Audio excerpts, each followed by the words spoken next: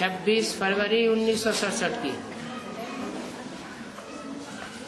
पृष्ठ 2 के मध्याह्न में बात चल रही थी कि भक्ति मार्ग में तुम मुझे एक मासूक को याद तो करते आए हो ना, भक्ति मार्ग में भी याद करते आए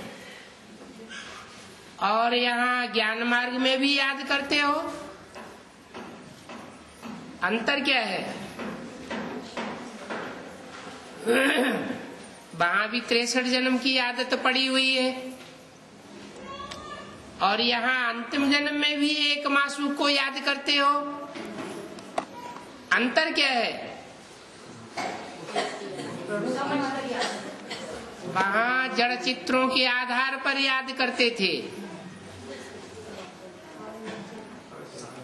चैतन्य में नहीं मिला हुआ था। अभी तो चैतन्य में आकर के मैं तुम्हें पढ़ाई पढ़ाता हूँ, मिलता हूँ। भक्ति मार्ग में तो प्रैक्टिकल नहीं होता और यहाँ ज्ञान मार्ग में प्रैक्टिकल होता है।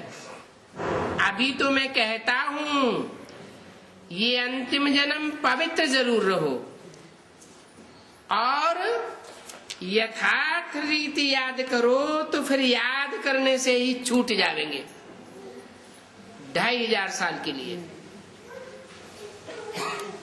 63 जन्म वहां भी याद किया भक्ति मार्ग में और अभी मैं डायरेक्ट आया हुआ हूं तो भी याद करते हो, लेकिन बार बार भूल जाते हो। अब ये बार बार की मुसीबत से छूटना चाहते हो तो क्या करो? पवित्र जरूर रहो और अगर यथार्थ रीति याद करोगे, मैं जो हूँ, जैसा हूँ, जिस रूप में पार्ट बजाए रहा हूँ उसी रूप में याद करोगे, तो फिर 2500 साल के लिए इस मुसीबत से छूट जाओ। कौन सी मुसीबत है? याद करने की मुसीबत बड़ी भारी पड़ी है, बार बार भूल जाते हैं। बाबा को बार बार कहना पड़ता है याद करो, याद करो। तो बाबा को बार बार कहना पड़ता है, बच्चे बार बार भूल जाते हैं। तो बाबा कहते 2500 साल के लिए अब छूट जाएंगे, तो बच्चे क्या कहेंगे? आप भी मुझे बार बार कहने की मुसीबत से छूट जाएंगे। सत्युग में याद करने की दरकार ही नहीं रहेगी, वहां मुझे कोई भी याद नहीं करते। याद भक्ति मार्ग में 2500 साल क्यों किया? कोई कारण होगा है? क्योंकि 2500 साल सुखों में रहे और वो सुख बाप से मिले। भक्ति मार्ग में जब रावण राज्य की कैद में आ गए तो दुख पड़ने लगा, वो दुख सहन नहीं हुआ तो याद करने लगे।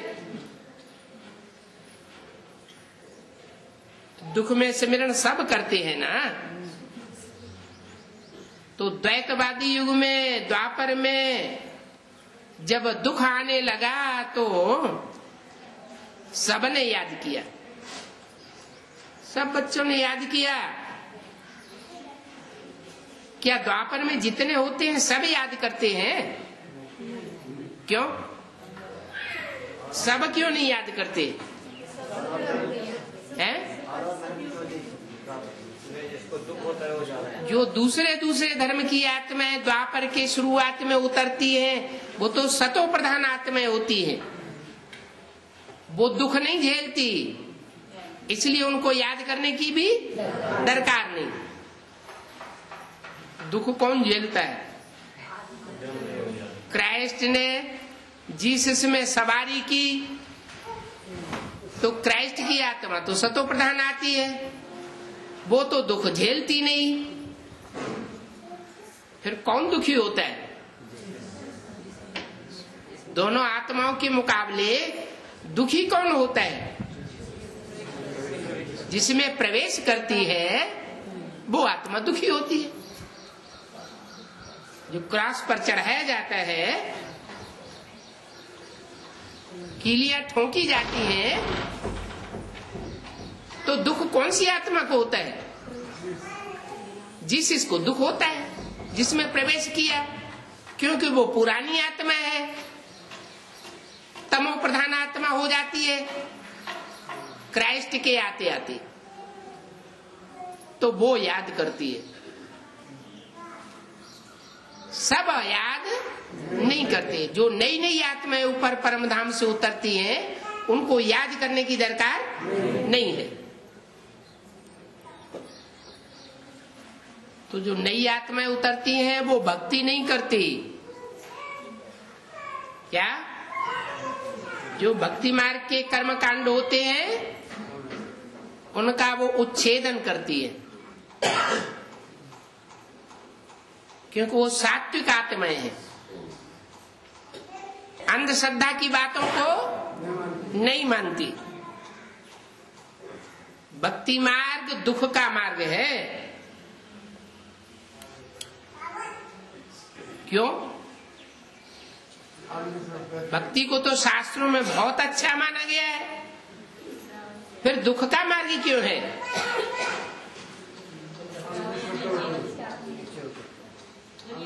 दुख का मार्ग इसलिए है कि एक के द्वारा भक्ति नहीं सिखाई जाती है, अनेकों के द्वारा भक्ति सिखाई जाती है। भक्ति मार्ग के कर्म कांड कितने ढेर के ढेर है। तो रावण है अनेक सिर वाला, उस युग को कहते ही है द्वैतवादी युग। एक की मत नहीं मिलती, अनेकों की मत पर चल पड़ते हैं, तो दुख का मार्ग है। और जिनकी मत पर चलते हैं वो सब नर है या नारायण है? नर है। तो नर क्या करता है? नरक बनाता है। नर से नरक बनता है और भगवान से स्वर्ग बनता है। तो भक्ति मार्ग दुख का मार्ग है, इसे नरक कहते हैं। इस नरक को कोई स्वर्ग तो नहीं कहेंगे। क्या? क्यों नहीं कहेंगे? क्योंकि इस नरक की दुनिया में जो नर बताते हैं वो ही करते हैं। नर माना मनुष्य, मनुष्य जो बताते हैं, और मनुष्य तो सब विकारी होते हैं। विकारी मनुष्य जो कुछ बताते हैं सो ही करते हैं। भगवान ने जो बताया वो भूल जाते हैं। क्या भूल जाते हैं? भगवान ने बताया स्व स्थिति में स्थित रहो, स्व की स्थिति में जाओ। स्व ग माने गया, स्व माने स्व स्थिति। स्व स्थिति में जो जाता है, आत्मिक स्थिति में जो जाता है, वो स्वर्ग का अनुभव करता है। पक्की आत्मिक स्थिति होनी चाहिए।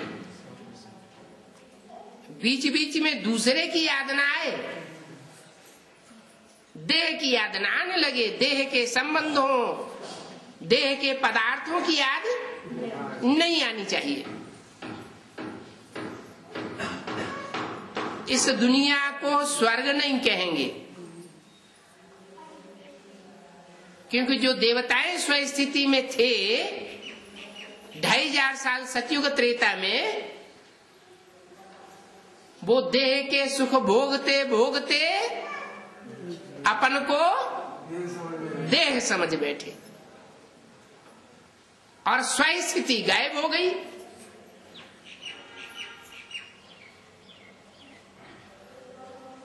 जो भी आत्मा मात्र हैं,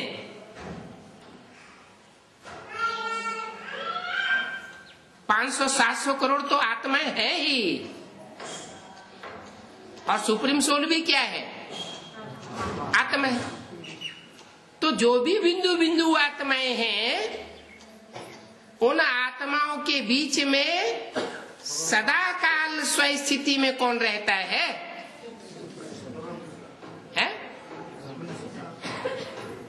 अरे कोई तो सदा काल रहता होगा। कौन रहता है? जिसे कहते हैं सदाशिव।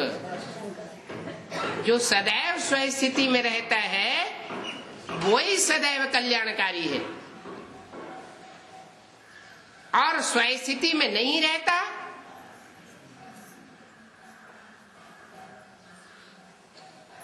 तो स्व माने आत्मा का कल्याणकारी है, आत्माओं का कल्याणकारी है, या देह का कल्याण चाहता है? पहले अपनी देह का कल्याण, फिर अपने देह से संबंधित संबंधियों की देह का कल्याण चाहता है ना। तो देह का कल्याण करने वाला जो देहधारी है वो स्वारथी है कि स्वर्ग में जाने योग्य है? स्वारथी, रथ माना देह, अपनी देह के लिए मरने वाला है, अपनी देह के लिए मरने वाला है, देह के संबंधियों के लिए मरने वाला है, देह के पदार्थों के लिए मरने वाला है, उसी के लिए प्रयास करने वाला है। देह विनाशी, देह के 5 तत्व भी विनाशी। तो विनाशी के लिए इतना प्रयत्न करता है तो नरकवासी। अविनाशी है आत्मा, ज्योति बिंदु, जिसकी यादगार में भ्रकुटी के बीच बिंदी या टीका लगाते हैं। वो स्थिति का किसी को पता ही नहीं रहता। क्यों नहीं पता रहता? 2500 साल आत्म की स्थिति में रहे तो प्रैक्टिस पक्की पड़ जानी चाहिए ना। और प्रैक्टिस कैसे कच्ची हो गई है? देह के सुख भोगते भोगते, कोई कहते देह के सुख भोगते भोगते, कोई कहते संग के रंग में आ गए। किसके समान तो राक्षस होते नहीं, किसके संग के रंग में आ गए हैं? वहां कोई देहधारी होता है? देह भान वाला कोई होता है? हाँ, जो ऊपर से और आत्माएं आती हैं कम कलाओं वाली, जैसे त्रेता में आत्माएं आती हैं तो सिल्वर एज वाली आत्माएं आएंगी या स्वर्ण में एज वाली आत्माएं आएंगी? चांदी जैसी आत्माएं आती हैं। तो जो सोने जैसी आत्माएं सतयुग से जन्म लेती आ रही थी, उनको संग का रंग लग जाता है। जो ऊपर से आत्माएं आती हैं सतयुग से, उनके जन्म ज्यादा होते हैं, या जो त्रेता में उतरने वाली आत्माएं हैं परम धाम से, उनकी संख्या ज्यादा होती है। जो त्रेता में आत्माएं ऊपर से उतरती हैं उनकी संख्या जास्ती होती है। जो पहले वाले हैं उनकी संख्या बहुत थोड़ी हो जाती है। त्रेता में उतरते हैं कितने? 8 करोड़। और सतयुग में कितनी आत्माएं होती हैं? ज्यादा से ज्यादा 2 करोड़ मनुष्य आत्माएं देव रूप में। तो 2 करोड़ को 8 8 करोड़ का संघ का रंग लगता है। अरे यहाँ माया के राज्य में एक का ही संघ का रंग बहुत काफी है।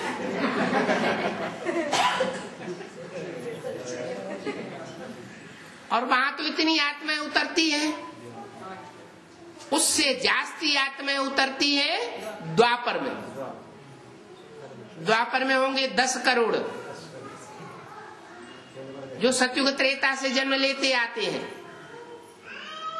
और ऊपर से उतरने वाली इस आत्माओं की संख्या जरूर जास्ती होती है, लेकिन उतनी जास्ती नहीं होती है एवरेज में जितनी त्रेता में जास्ती होती है। क्या त्रेता में कितनी हो गई? 8 करोड़ माने 4-5 गुने से भी लगभग ज्यादा हो जाते हैं। अगर द्वापर में कहें कि 4-5 गुनी आत्माएं ऊपर से नीचे उतर आती हैं, तो कितनी आबादी हो जाए? बहुत माने कितनी? 50 करोड़ 40 करोड़ आबादी हो जाए द्वापर युग में ही। तो कलयुग में रेशो और ज्यादा बढ़ेगा कि घटेगा? और ज्यादा बढ़ जाएगा। इसका मतलब कि सतयुग और द्वापर ये समान है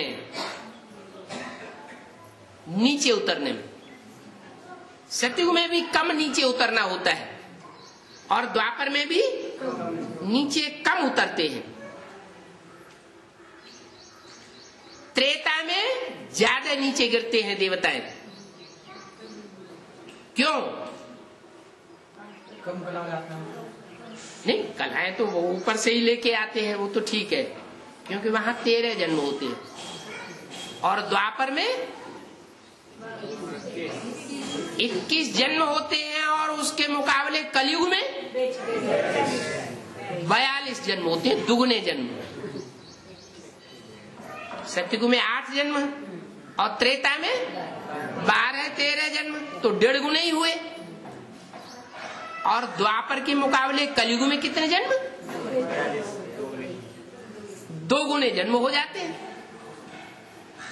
और जो ऊपर से उतरने वाली आत्माएं हैं उनका रेशो सतयुग त्रेता के मुकाबले कई गुना बढ़ जाता है।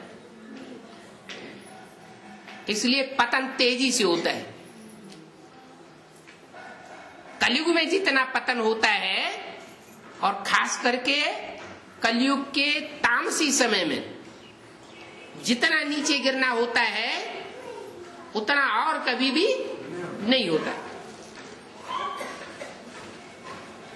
तो इस दुनिया को स्वर्ग नहीं कहेंगे। भले कोई बड़े बड़े महलों में रहते हैं, ऐसे ऐसे उनके रहने के स्थान हैं जहां एक मच्छर और मक्खी कोई देख भी नहीं सकता। क्या घर से बाहर निकलते हैं तो हवाई जहाजों में घूमते हैं, वहां मच्छर मक्खी का सवाल ही नहीं, क्योंकि बड़े आदमी तो फर्स्ट क्लास फ्लाइट में चढ़ेंगे या थर्ड क्लास फ्लाइट में जाएंगे? हैं? फर्स्ट क्लास में जाएंगे। भले पैसे ज्यादा लगने दो, ऐसे थोड़े ही कि हमको एयर ढक्कन चाहिए, कम पैसे लगेंगे तब जाएंगे। उनको पैसे की तो परवाह होती नहीं। वो आत्माएं कम खर्च बालानसी होती है या ज्यादा खर्च सत्यानाशी भाग्य वाली होती है? ज्यादा से ज्यादा खर्च करो अपने लिए, देह के लिए, और भाग्य का सत्यानाश करो। और यहाँ शिव बाबा क्या सिखाते हैं?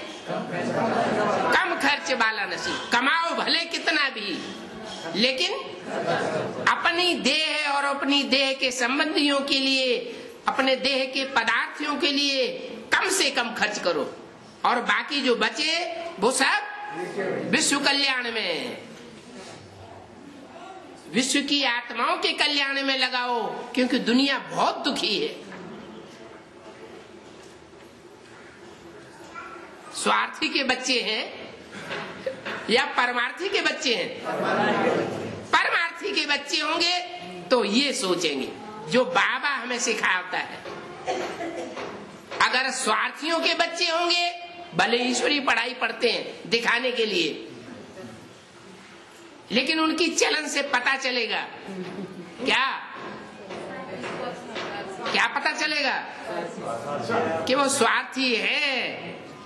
अपनी देह, अपने देह के पदार्थों, अपने देह के संबंधियों के लिए मरने वाले हैं। विश्व कल्याण के लिए, विश्व की आत्माओं के लिए मरने वाले नहीं है। अरे मरना तो दूर, मरना तो बहुत बड़ी बात होती है। जिसे कहते हैं ये तो कटी उंगली के ऊपर पेशाब भी नहीं करेगा, ऐसे ऐसे भी है। तो बोला बड़े आदमी जो धनवान हैं वो समझते हैं हमारे लिए तो यही स्वर्ग है। उन्हें दूसरों के दुख की चिंता नहीं होती, जो विश्व कल्याण के कार्य में तन मन धन अर्पण करें। विमान आदि सब कुछ वैभव उनके पास होते हैं। कोई पास पर्सनल विमान भी होते हैं। क्या सतयुग में होते होंगे? तो होते होंगे देवताओं के पास है। हर परिवार में हर एक कैंडिडेट के पास सतयुग में भले होते हो, लेकिन हम किसी से कम नहीं। वो ऐसे सोचेंगे, लेकिन ये नहीं सोचेंगे कि सतयुग में कोई भी दुखी नहीं होता। क्या सतयुग में यथा राजा तथा प्रजा होती है, और यहाँ तो कितने दुखी हैं।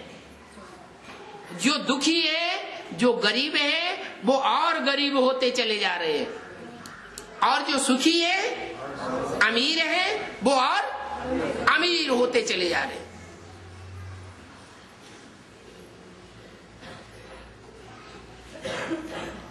वो बड़े लोग समझते हैं गांधी ने तो हमारे लिए भारतवर्ष में स्वर्ग बनाया है। क्या गांधी आए, गांधी ने क्या हिम्मत की, हम क्या लाएंगे? हम राम राज्य लाएंगे। अंग्रेजों से लड़ाई लड़ी, भले स्थूल युद्ध नहीं किया, और उनकी ये इच्छा थी कि हम राम राज्य लाएंगे। अरे कोई राजा का राज्य होता है, राम भी तो राजा था, तो जो राजा का राज्य होता है वो राजा राजाई खुद लाता है या कोई दूसरे लाते हैं? जो राजा होता है वो राजा के लिए खुद लड़ता है और राज्य लाता है। नाम ही क्या है? राम। और राम की राजाई भी कैसी होगी? राम नाम क्यों पड़ा है? राम का अर्थ क्या हुआ? योगियों में जो रमण करता है वो है राम।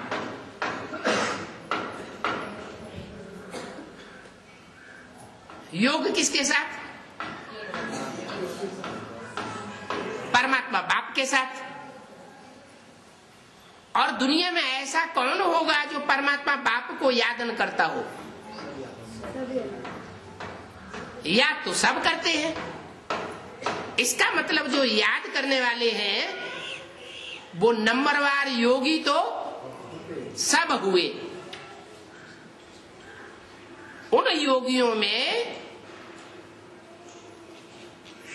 एक राम है जिसमें सारे ही योगी रमण करते हैं। काय से? इंद्रियों से, मन बुद्धि से रमण करते हैं। इंद्रियों से कोई रमण करने वाली बात नहीं है। सारी दुनिया उनको याद करती है, याद करके सुखी हो जाती है। तो याद करके जिसको सारी दुनिया सुखी होती है, मन बुद्धि उसी में ही रमण करती रहती है, तो साकार रहा होगा या बिंदु रहा होगा? सारी दुनिया बिंदु में रमण करे, ये तो असंभव बात है। और साकार में सारी दुनिया रमण करे, ये आसान बात है। क्यों? बिंदु को याद करना कठिन क्यों और साकार को याद करना सहज क्यों है? बिंदु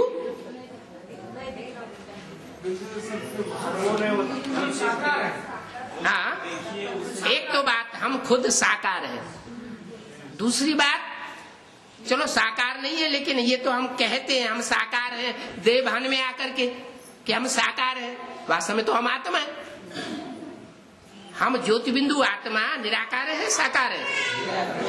आत्मा की स्थिति में है तो हम आत्मा निराकार, देवान आ जाता है तो कहते हम साकार है। अच्छा, साकार भी है निराकार भी है, दोनों है। लेकिन एक आत्मा ऐसी है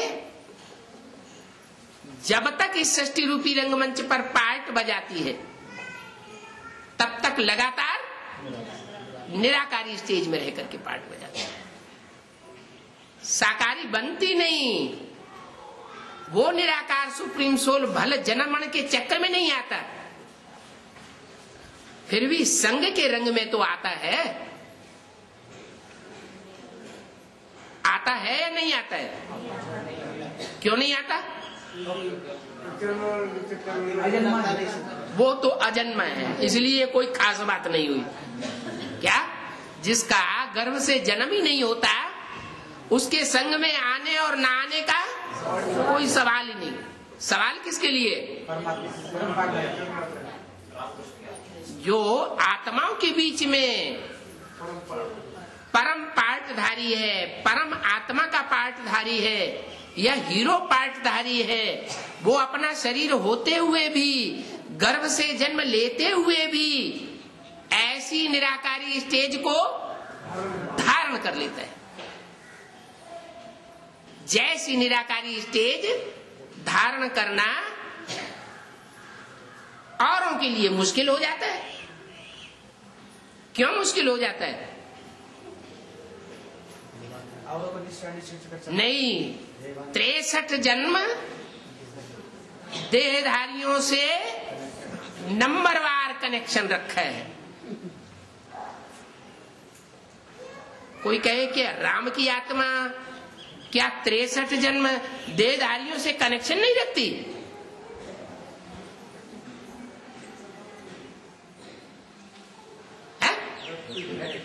रखती तो है, लेकिन भक्ति सबने एक जैसी नहीं की है।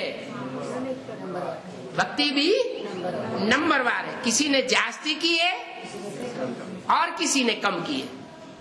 किसी ने अव्यभिचारी भक्ति की है ज्यादा 63 जन्मों में, और किसी ने व्यभिचारी भक्ति की है 63 जन्म। तो फर्क पड़ेगा या नहीं पड़ेगा? जरूर फर्क पड़ जाएगा।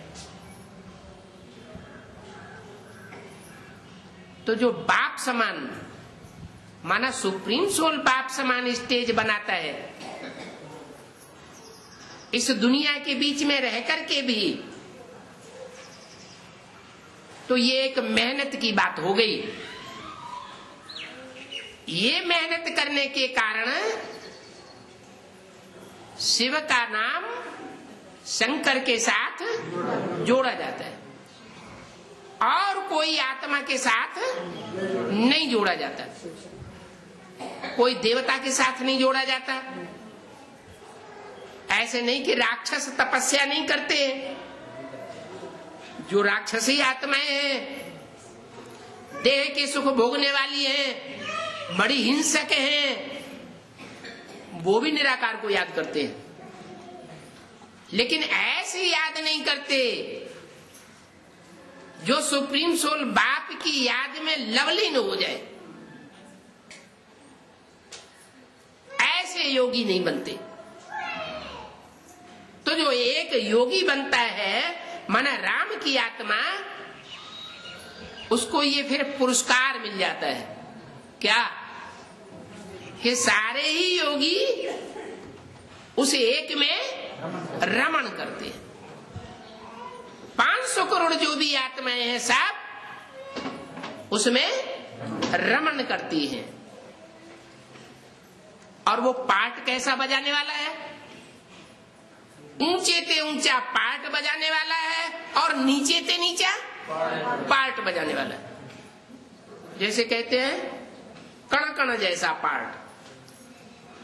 मिट्टी का कण होता है, उसकी कोई वैल्यू, जो आता है सो पांव से बूट से ठोकर लगाता है।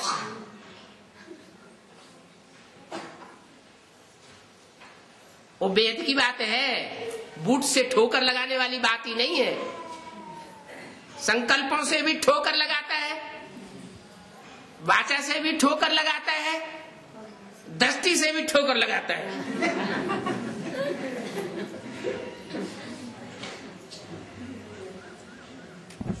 तो ऐसी दर दर ठोकर खाने वाली आत्मा नीचते नीच पार्ट बजाती है और ऊंचते ऊंच पार्ट बजाती है। इसलिए भक्ति मार्ग में गायन कर दिया है तो झूठा गायन। क्या? परमात्मा सर्वव्यापी है, कण कण में व्यापक है। कण कण में व्यापक सुप्रीम सोल होने की बात ही नहीं, ये तो लव में लीन होने की बात है। जो भी 500-700 करोड़ मनुष्य आत्माएं हैं वो सब लव में लीन होती हैं।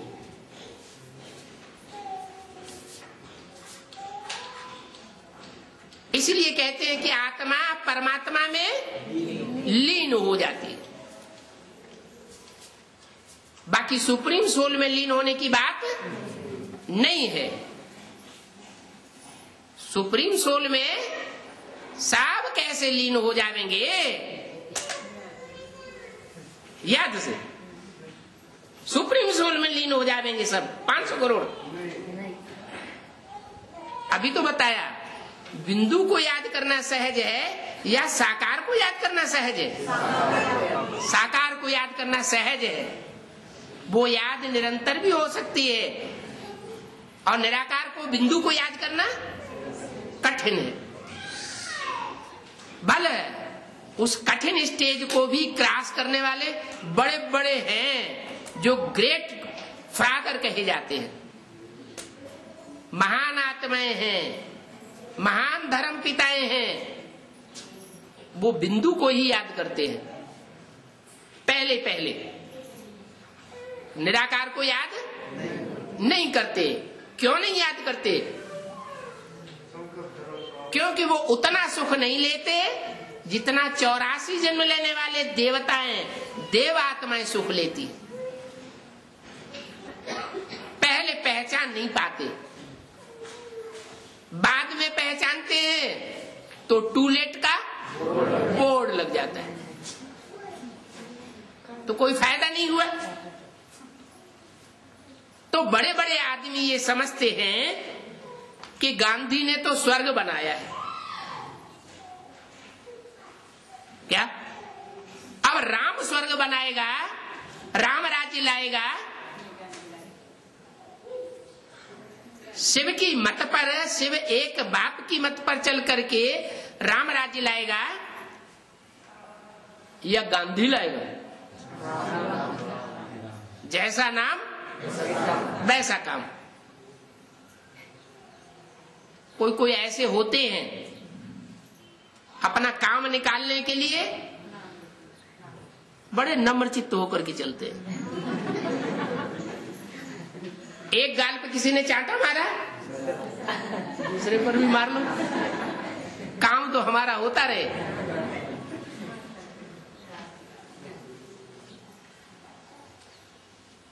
दुनिया भले दुखी होती रहे, लेकिन हमारा नाम बाला होना चाहिए।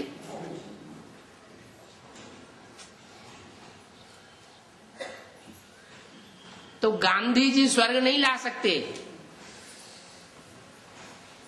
गांधी जी गंध लाएंगे या स्वर्ग लाएंगे? हद के कि बेहद के? बेहद के। अभी कुमार का दादी तक ये कैसेट पहुंचेगी।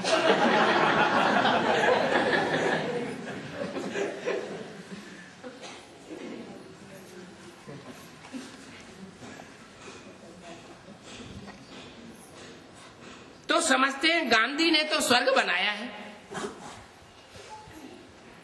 अभी ये दुनिया कोई स्वर्ग थोड़े ही है। क्या क्या है? नरक है। नरक के द्वारा बनाई हुई है। अच्छा, गांधी जी नर नहीं था, देवता था क्या है? पक्का नर था? पक्का देवता था कि पक्का नर था? है? कैसे? वो आत्मा द्वापर कलयुग में ही उतरती है। जो द्वापर कलयुग में उतरने वाले हैं वो सब नर हैं। नारायण जैसे उनमें कोई बनते नहीं। और जो सतयुग त्रेता में उतरती हैं आत्माएं, उनको पक्का पक्का नर नहीं कहा जा सकता, क्योंकि वो नर से नारायण देश जैसी देवताएं भी बनती हैं। अच्छा, तो वेद के जो गांधी हैं उनको नर कहेंगे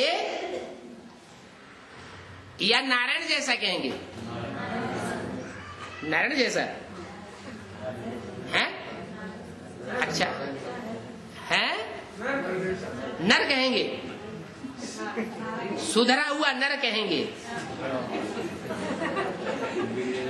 नर से नारायण बनने वाला नहीं कहेंगे।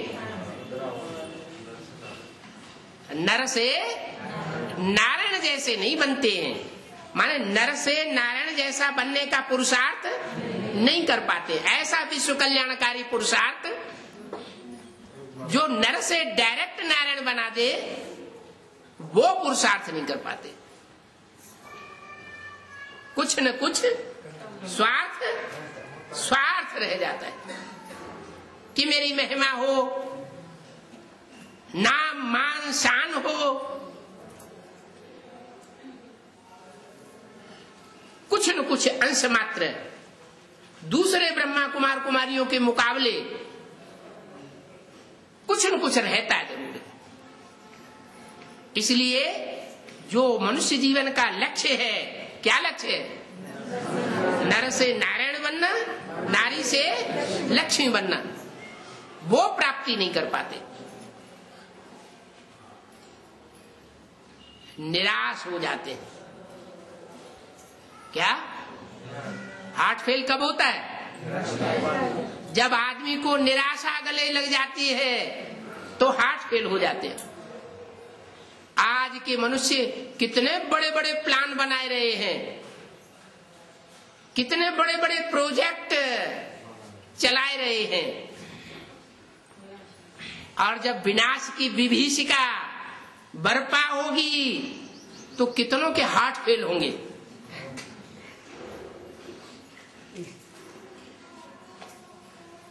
बिल्डिंगें बनाने में तो ऐसे लगे हैं, दिन और रात सारा एक कर देते हैं।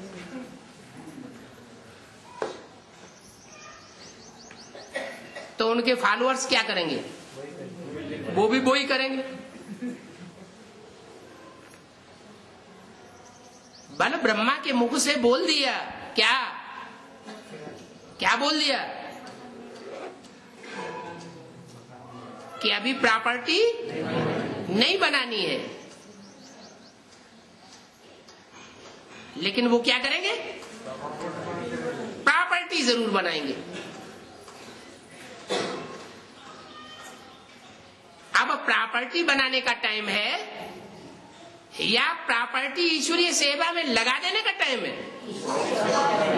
लगाने का टाइम है। विश्व कल्याणकारी बनने का टाइम है।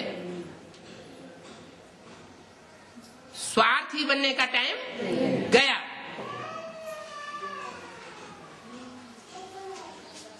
तो बाप कहते हैं ये कोई स्वर्ग नहीं है।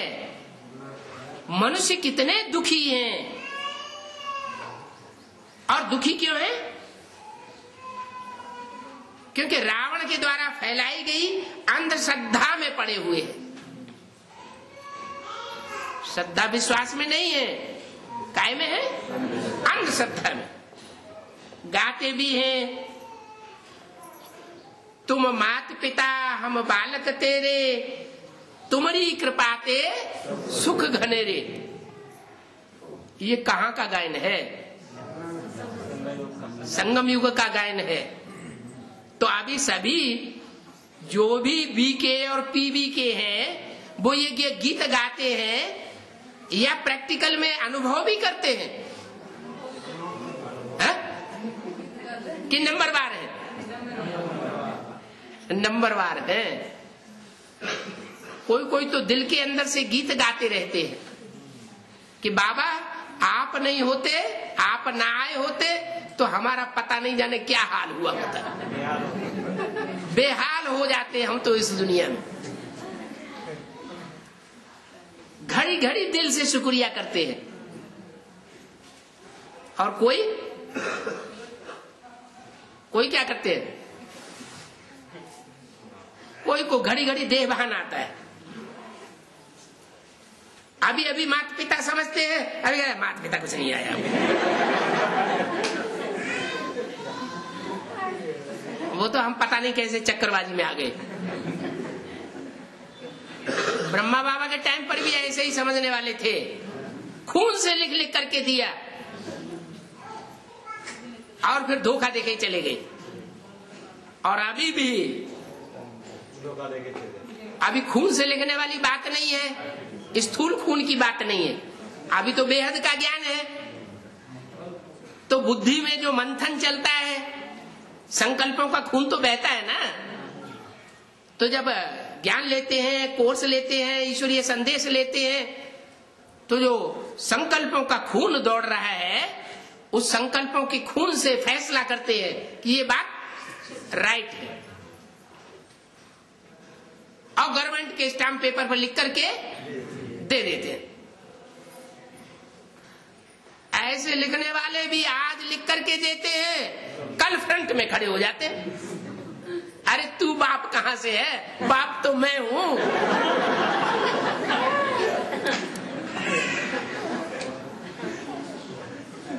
कोई कहे भाई निश्चय पत्र तो तुमने भी लिख के दिया था।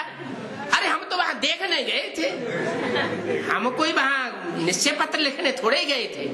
वो तो सिर्फ समझने समझाने के लिए थोड़ी देर के लिए लिख दिया कि देखें ये क्या सुनाते हैं।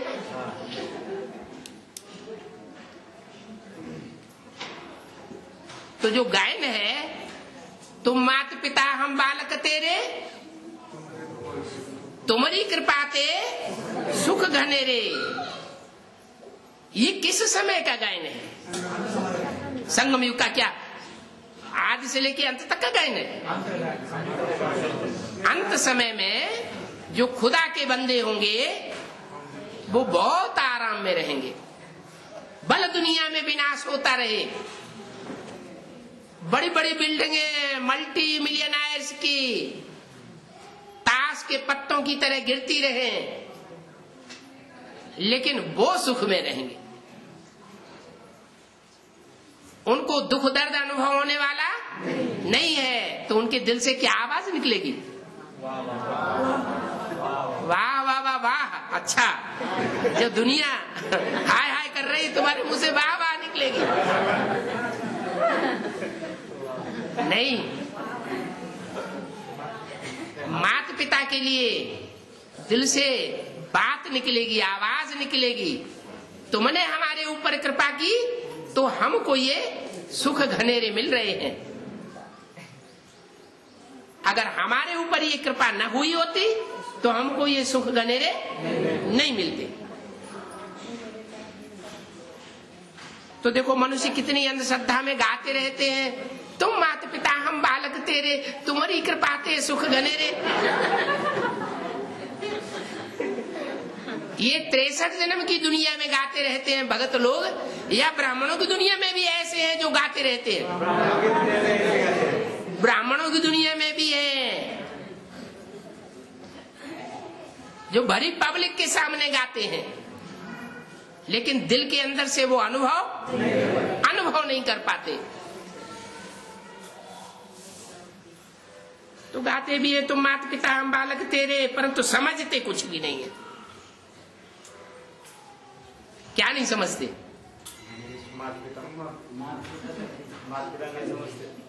नहीं।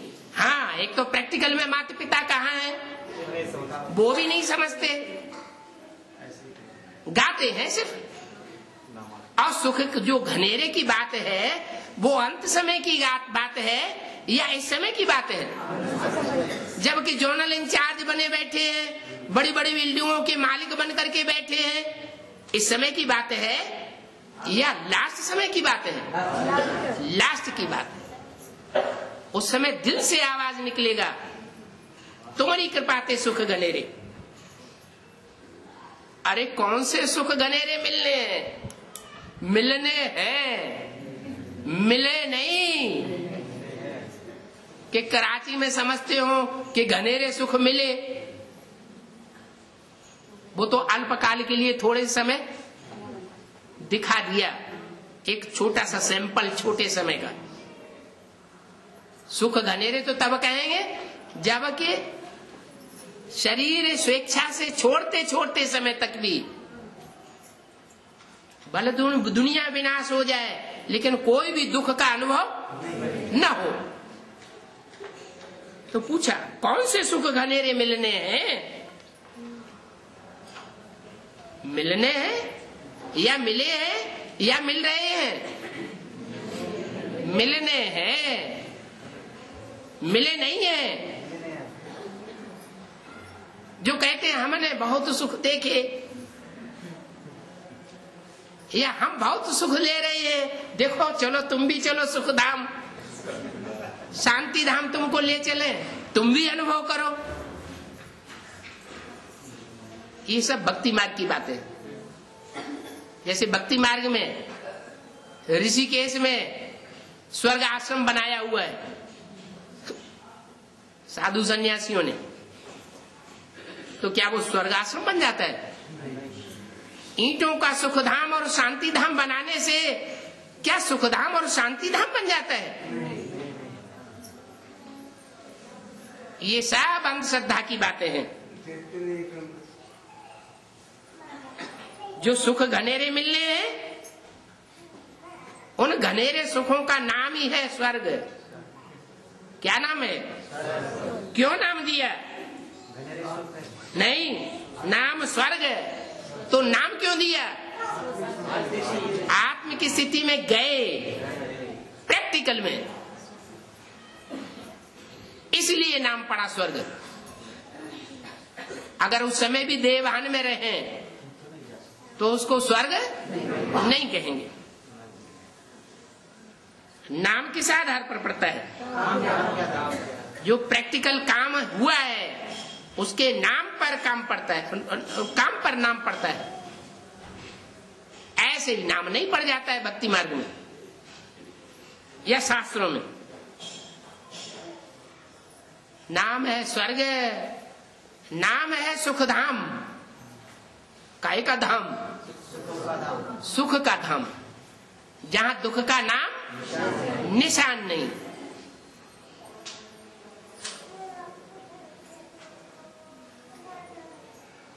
स्वर्ग बहुत मीठा मीठा भी लगता है और सबको लगता है, जो जाते हैं उस स्टेज में उनको स्वर्ग बहुत मीठा लगता है। तुम जानते हो स्वर्ग में हीरे जवाहरातों के कितने महल थे, तुम जानते हो, जानते हो, हैं?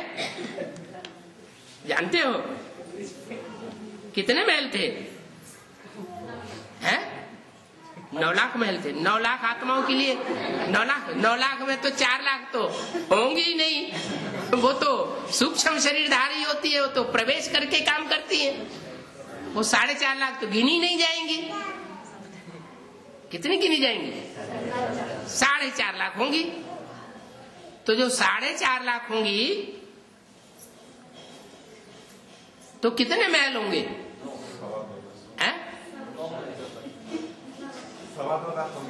क्यों 4.5 लाख क्यों नहीं होंगे? 4.5 लाख महल क्यों नहीं होंगे? 2.25 लाख क्यों होंगे? है? नहीं, वो दूसरे हिसाब से बोल रहे हैं। वो कह रहे हैं कि जो महल है वो तो किला रूपी संगठन की यादगार है ना, और संगठन 2 के बगैर तो बनता नहीं। क्या 1 से बन जाता है क्या? नहीं। तो कम से कम हम और हमारी युगल तो होनी चाहिए। इसलिए बताए 2.25 लाख महल होंगे। महल में तो राजाओं को कितना सुख मिलता है। भक्ति मार्ग में भी कितना धन था, ज्ञान मार्ग में भी इतना अकूत धन होगा कि हीरे जवाहरातों के महल होंगे। हीरे जवाहरातों के महल है? हीरे जैसी जो आत्माएं हैं वो हमारे संगठन रूपी महल में जड़ी हुई होंगी, पुरुषार्थ में खड़ी हुई होंगी। हमको धोखा देने वाली आत्माएं नहीं होंगी।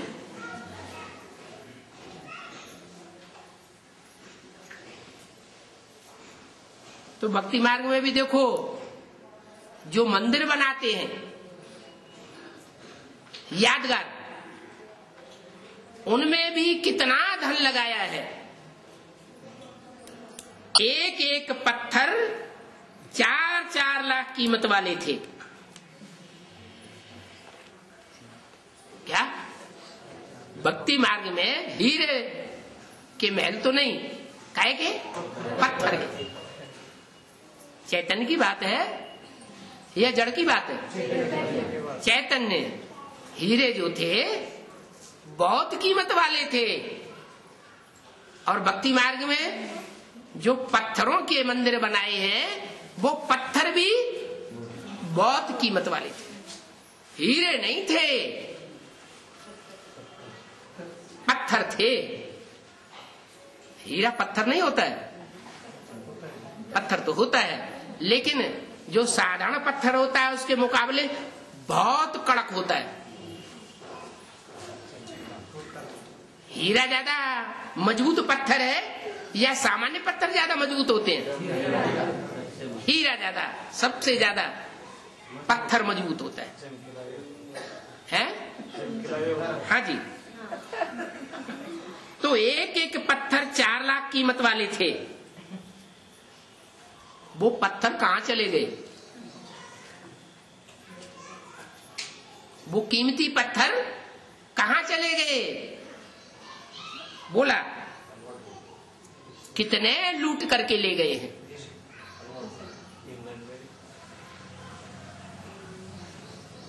लुट गए। मुसलमानों ने भी जाकर के मस्जिदों में लगाई दिए। कहां लगाए दिए?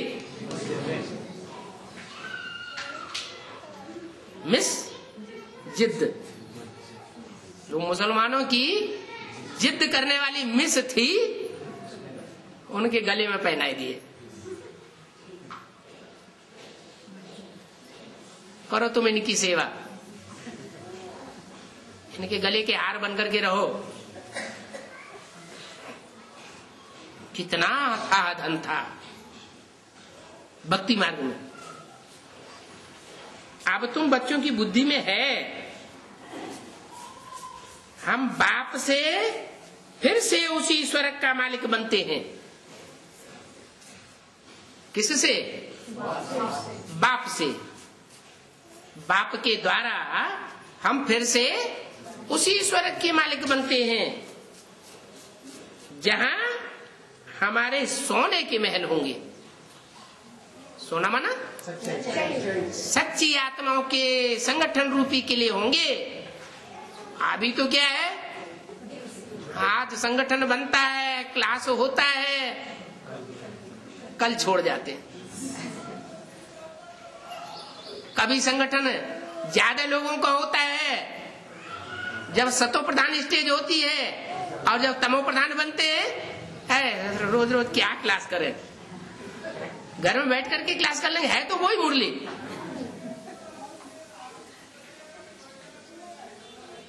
संगठन की बात ही बुद्धि से उड़ जाती है कि सात्विक स्टेज का संगठन क्या चीज होता है और तामसी स्टेज का संगठन क्या चीज होता है। बस हम और हमारी घरवाली,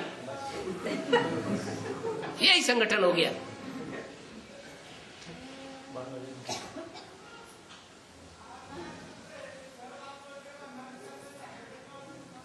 अभी तुम बच्चों की बुद्धि में आया हुआ है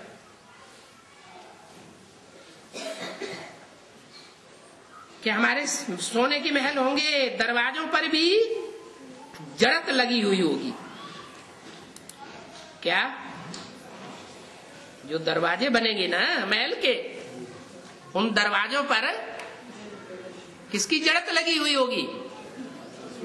है? विचार आया?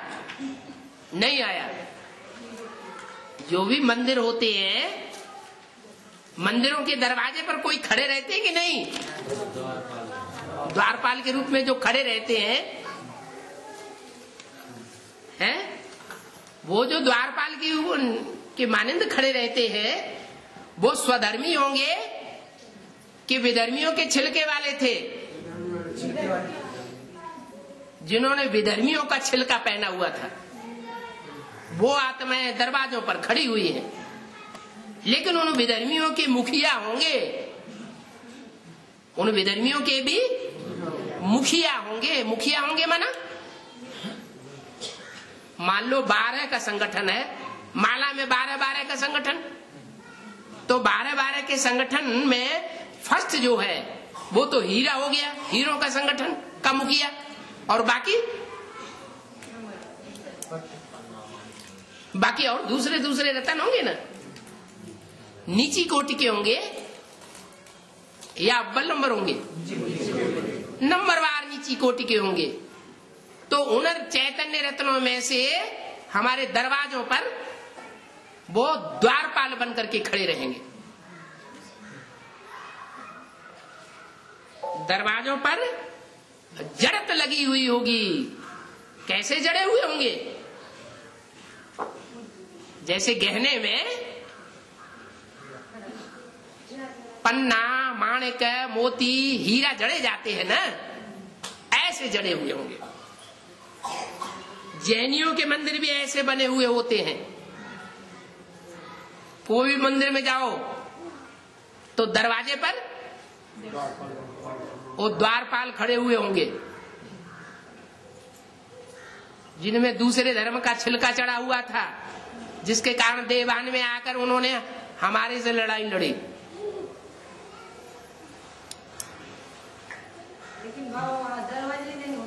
हैं? ओहो, बिना दरवाजे के महल में कैसे घुसेंगे आप? आपको संगठन रूपी किले में घुसना है कि नहीं? तो बुद्धि में आना चाहिए। क्या वो खिड़की दरवाजे भी? गीत तो बहुत गाते हैं, ना जाने कौन सी खिड़की खुली थी।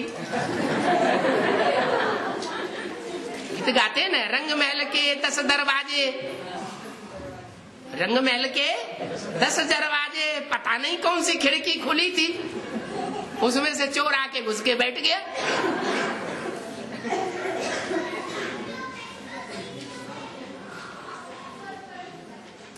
तो जैनियों के भी मंदिर ऐसे बने हुए हैं।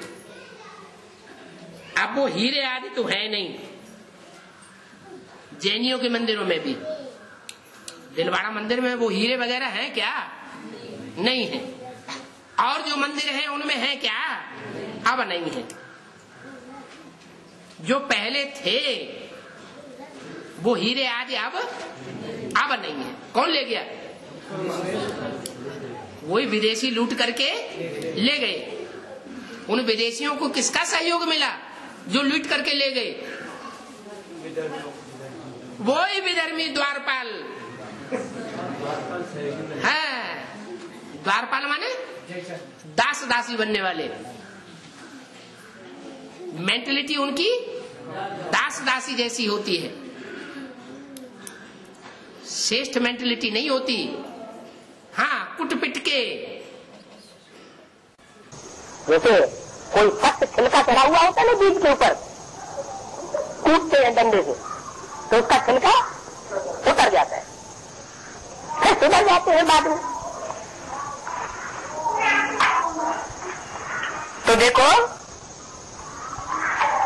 अभी तुम जानते हो हम बाप से ऐसे स्वर्ग का वर्षा ले रहे हैं, कैसे स्वर्ग का, जहां जो भी विधर्मी आत्माएं हैं दास दासी के रूप में खड़ी हुई होंगी। ओम शांति।